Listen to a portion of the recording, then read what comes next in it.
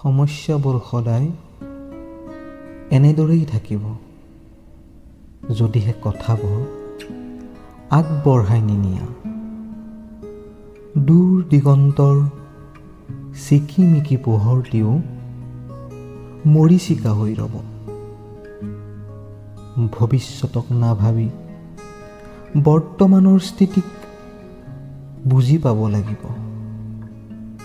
কথাবোৰ এনেকৈয়ে আগবঢ়াই নিব লাগিব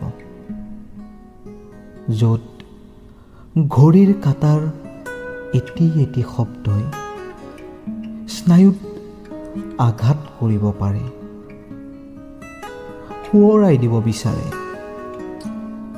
ভৱিষ্যতটোকে বৰ্তমান বনাই সদায় বৰ্তমানত সুখী হৈ থাকিবলৈ।